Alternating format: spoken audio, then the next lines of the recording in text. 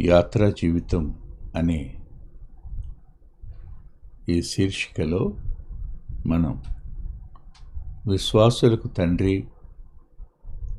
దేవునికి స్నేహితుడు అయిన అబ్రహాం యొక్క జీవితాన్ని అధ్యయనం చేస్తున్నాం. భక్తుల జీవితాలు అవి ఎంతటి ఆత్మీయ ఐశ్వర్యం కలిగి ఉంటాయో ఊహించడానికి సాధ్యం కాదు. ధ్యానించే కొద్దీ ఇంకా కనపడుతూనే ఉంటే ఒకే అధ్యాయం దగ్గర, ఒకే వచనం దగ్గర ఇంతకాలం ఆగిపోతున్నాం కదా అనే ఫీలింగ్ ఒకటి కొంచెం దోషభావాన్ని తెచ్చినట్టు అనిపిస్తూ ఉంటుంది, అంటే వినేవారిని బట్టి.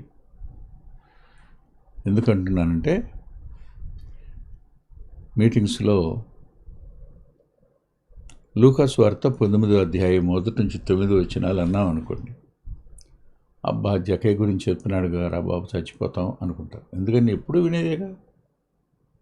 లూకా సువార్త 15వ అధ్యాయం 1 నుంచి అనగానే అమ్మా గొర్రె నాణ్యం కొడుకు ఇదేగా.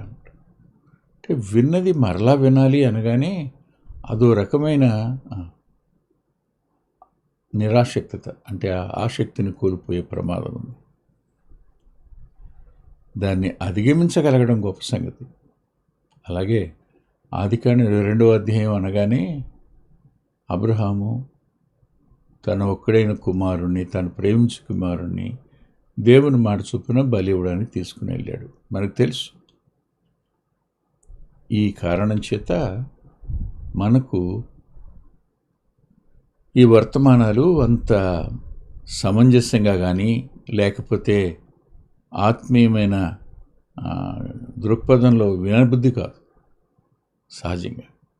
అయితే ఒకే వచనం దగ్గర ఆగి ఆలోచించే కొద్దీ అది ఎంతటి జీవజలాన్ని మనకిస్తుందో అది అందదు, మనసుకు అందదు.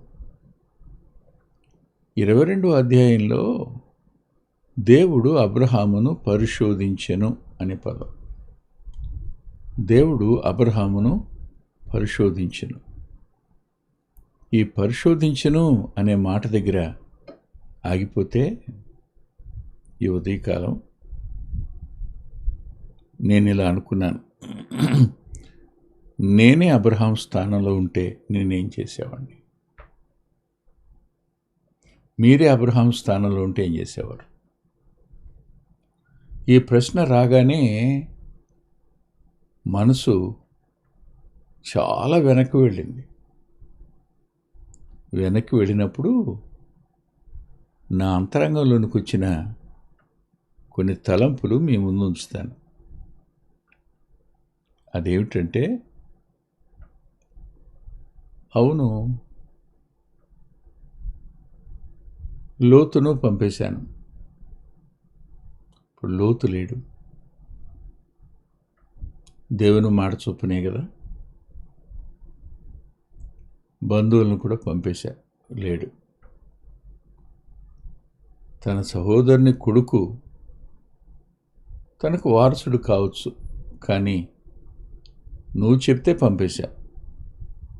కానీ ఇప్పుడు వారసుడినిచ్చి ఆ వారసుడిని బలిమ్మంటావేంటి? సందేహం రాదా? సందేహం అనేది లోతు తెలియని సముద్రం.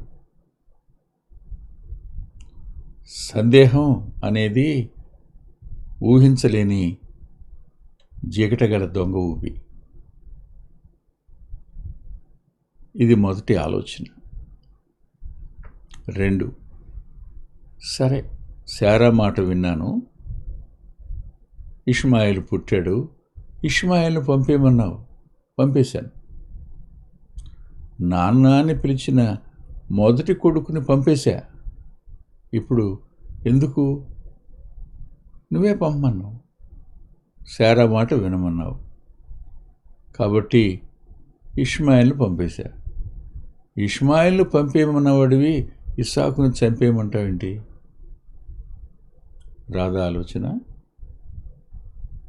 మనమే ఈ స్థానంలో ఉంటే ఇలాగే ఆలోచించి ఉండేవాళ్ళం. అంతేకాదు, మరో మాట కూడా, ఇస్సాకును చంపు అనడంలో, బలి అర్పించు అనడంలో నీ ఉద్దేశం ఏమిటి అసలు? ఎందుకు బలి అర్పించమంటున్నావు? ఏ కారణం చేత? ఎందుకని? అంటే ఒక్కడై ఉన్నా అన్నావు, నీవు ప్రేమిస్తున్నా అన్నావు. అంటే నేను ప్రేమిస్తే బలివలా? నేను ప్రేమించిన వారందరినీ బలివ్వడమా నేను వెంబడిస్తే? నాకు అత్యంత విలువైందిగా భావించే ఆ వ్యక్తిని నేను బలివ్వడమా? ఇదేమిటి? ఇది ఎలా? నీ స్థానంలోనికి నా పిల్లలు కానీ నా బంధువులు కానీ ఎవరు రారు. అయినా నన్ను అనుమానిస్తున్నారా? రాదా ఆలోచన? ఖచ్చితంగా వచ్చి తీరుతుంది. ఇలా ఆలోచించాను మొదటి 3. ఆ తర్వాత మరి 3 సంగతులు మనసుకు వచ్చాయి. అదేమిటి అంటే, నువ్వేమన్నావు? వాగ్దానం చేశావు. వాగ్దానం ద్వారా పుట్టినవాడు ఇస్సాకు.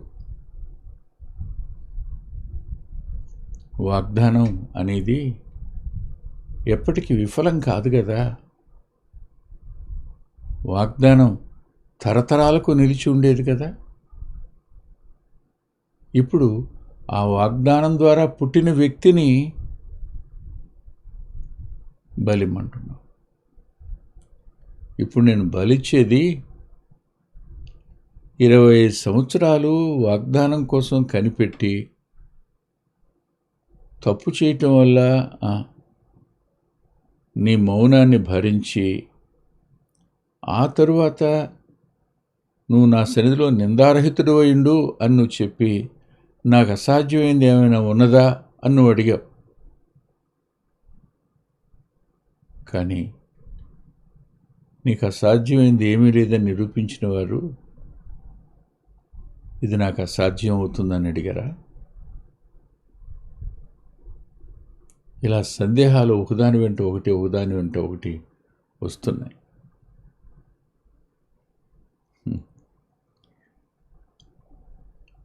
పొన్నూరు దగ్గర వడ్డిముక్కల అని ఒక గ్రామం ఉంది. అందులో పూర్ణచంద్రరావు గారిని ఒక దైవ సేవకులు ఉన్నారు. ఎబ్బేజ్ గారు ఆయన పేరు.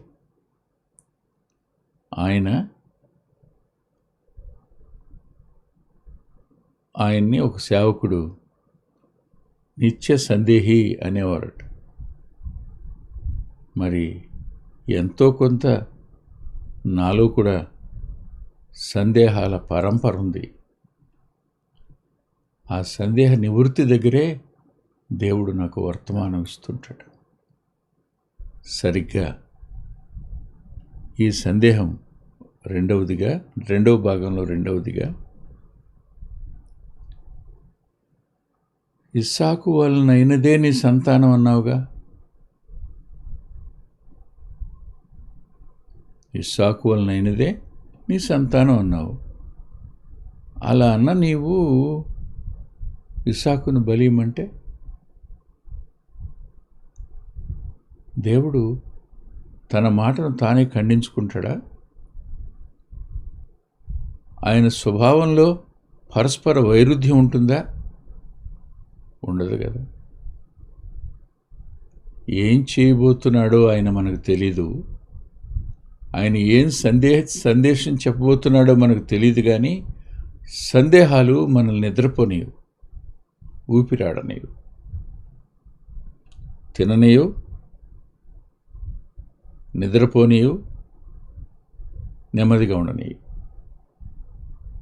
ఇట్టి సందేహం నడుమ పరీక్షలో మనం ఉంటాం. కానీ అబ్రహాముకు ఇవేవి రాలేదేమో. అందుకనే అతడు విశ్వాసులకు తండ్రి అయ్యాడు, దేవునికి స్నేహితుడయ్యాడు. ఈ రెండవ భాగంలో మూడవది ఏమిటంటే, ఆదికాండం 15వ అధ్యాయంలో గుడారంలోంచి వెలుపలికి తీసుకుని వచ్చి పైకి చూడు, నీ చేతనైతే లెక్కబెట్టు అన్నారు. అన్న తరువాత నీ సంతానం నక్షత్రాల వలె చేస్తానన్నారు. మరి ఇతని ద్వారా నక్షత్రాలంత సంతానం కావాలి అంటే మరి మగబిడ్డ లేకుండా ఎలా? ఇతనే చనిపోతే ఎలా? ఇది నీ వాగ్దానానికి విరుద్ధమైంది, ఇది నా భవిష్యత్తుకు విరుద్ధమైంది, ఇది నీ స్వభావానికి కూడా విరుద్ధమైంది. తన మాటను తానే ఖండించుకుంటాడు ఎవరైనా?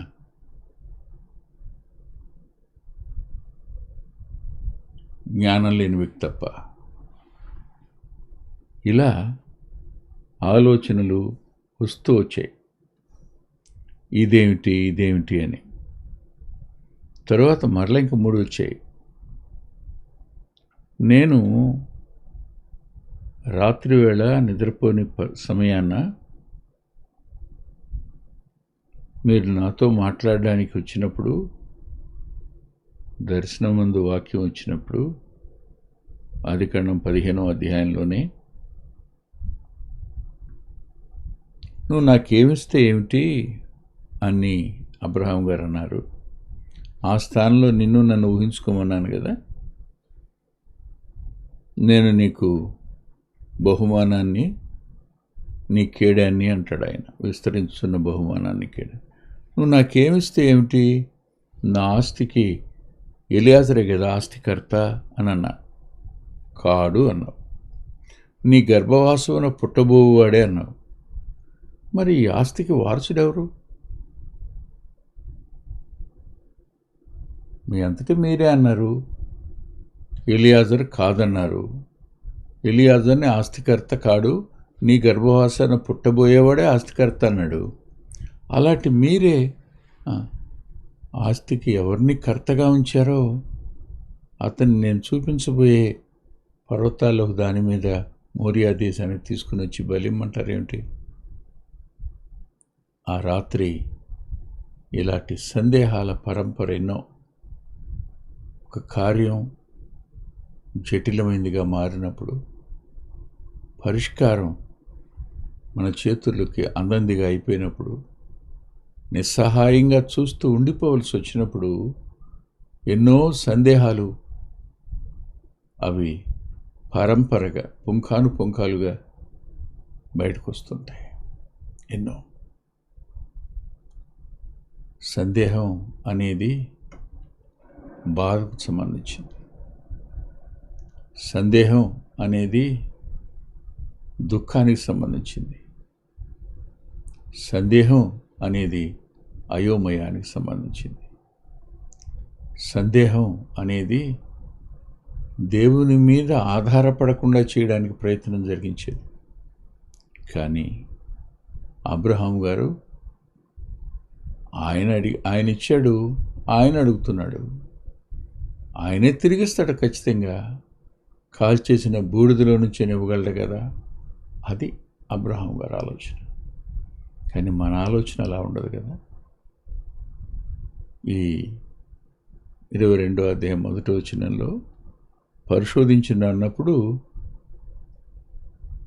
మరి నా భవిష్యత్తు గురించి చెప్తూ, నీవు మంచి వృద్ధాప్యంలో అన్నావు కదా, బిడ్డ చచ్చిపోయి పిల్లలు లేకుండా పాతిపెట్టబడ్డం, చచ్చిపోవడం మంచి వృద్ధాప్యం అవుతుందా? బిడ్డ దగ్గరుండి బిడ్డ కళ్ళతో చూస్తూ బిడ్డని నేను నా పిల్లలతో చెప్పాను, నాకు అనారోగ్యం, ఏదో ఒక రోగం ద్వారా వెళ్ళిపోవాలి. ఏ మనిషి సుఖంగా వెళ్ళిపోయే అవకాశం ఉండకపోవచ్చు. కొంతమంది దేవుడు కృపనిస్తాడు. ఏ పరిస్థితుల్లోనైనా నన్ను ఇంటెన్సివ్ కేర్లో పెట్టవలసి వస్తే పెట్టొద్దు, తీసుకొచ్చి ఇంట్లోనే ఉంచేయండి. ఇంటెన్సివ్ కేర్లో పెడితే నా దగ్గరికి మీరు రావటానికి లేదు, మీరు చూడటానికి నాకు అవకాశం లేదు, ఉండదు. అలా చేయొద్దు నాన్న. మీరందరూ నా చుట్టూ ఉండగానే నేను సంతోషంగా పరలోకం వెళ్ళిపోవాలనుకుంటున్నాను. కాబట్టి ఎప్పుడు తీసుకుని వెళ్ళి ఈ చనిపోతాడయ్యా ప్రయత్నం చేద్దాం, ఇంటెన్సివ్ కేర్లో పెడదాం అంటే వద్దు. ఆయుష్ పొడిగించే ప్రయత్నం చేయకండి, నన్ను మీ నుంచి దూరం చేయకండి. మీకు నాకు మధ్యలో తలుపు అడ్డం వచ్చి ఎప్పుడో సాయంకాలం వచ్చి వెళ్ళిపోవాలి, ఎదురుండడానికి లేదు, ఒక 2-3 నిమిషాలకు మించి ఉండటానికి లేదు అనే పరిస్థితి తేకండి అని నేనే చెప్పాను నా పిల్లలతో. మరి ఆ వృద్ధాప్యం మంచి వృద్ధాప్యం ఎలా అవుద్ది? బిడ్డలు లేని వృద్ధాప్యం మీరే చెప్పండి. 15వ అధ్యాయంలో మంచి వృద్ధాప్యం నువ్వు పాతిపెట్టబడతావు అంటాడు దేవుడు. క్షేమముగా పెత్తలెత్తుకుపోయేదో అంటాడు. కొడుకును చంపుకోవడం క్షేమమా? కొడుకు లేని వృద్ధాప్యం మంచి వృద్ధాప్యమా? ఇలాంటి సందేహాలు రావా? ఖచ్చితంగా వస్తాయి. మీకు వస్తాయో లేవుగా నాకు వచ్చినాయి. ఆఖరి మాట చెప్పి ముగిస్తాను. నా చేతులతో ఇప్పుడు వృద్ధుడిని కదా నేను, 100 సంవత్సరాలు దాటిపోయినాయి కదా, వృద్ధాప్యమే కదా.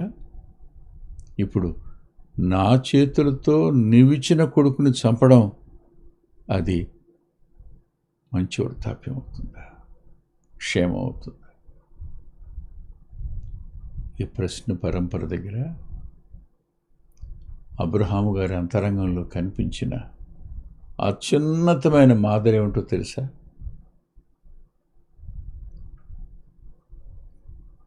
తెల్లవారుగానే లేచి, తెల్లవారినప్పుడు అబ్రహాము లేచి, 3వ వచనం. విశ్వాసం మాత్రమే కాదండి, దేవుని నోటి మాటకు చూపించే విధేయత కూడా. ఇది గొప్ప లక్షణం. ఈ లక్షణాన్ని మనం అబ్రహాం గారి నుంచి నేర్చుకోవాలి. ప్రభువులో కూడా ఆయన దేవుడై ఉండి శరీరధారిగా ఉన్నప్పుడు ఎంత విధేయత చూపించాడో ఆయన. సందేహాలన్నీ విడిచిపెట్టండి. విశ్వాసున్న కర్త దాన్ని కొనసాగించి ప్రభు వైపు చూడండి. విధేయతతో ఆయన మీద సంపూర్ణంగా ఆధారపడదాం. అట్టి కృపను దేవుడు మనకు అనుగ్రహించునుగాక. యాత్రా జీవితంలో అత్యంత విలువైంది విశ్వాసం, ఆ మీదటి విధేయత. ప్రార్థన చేసుకుందాం. దయగలిగిన మా గొప్ప తండ్రి, కృపగలిగిన మా దేవ, లేఖనం మీది, తలంపులు మీవి, మీ చేతులకి తిరిగి అప్పగించుకుంటూ అనేకులకు క్షేమాన్ని ఇమ్మని, అనేకుల్ని ఆదరించమని దయచేసి తమ్ముడు ఎబెనెజర్ పవిత్రుని జ్ఞాపకం చేసుకుని ఆయన కనికరం చూపండి. తనకు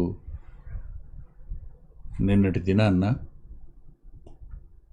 మరో నూతనమైన సంవత్సరం దయా కిరీటంగా ఇచ్చారు. బలపరచండి. ఎజ్రా స్వర్ణలో ఉన్నాడు, తన కాలు త్వరగా నయం అవడానికి సహాయపడండి. 24, 25, 26 తారీఖుల ఆగస్టులో సేవకుల సదస్సు ఉంది. బ్రదర్స్ ప్రేయర్ మీటింగ్ దీవెనకరంగా మార్చండి.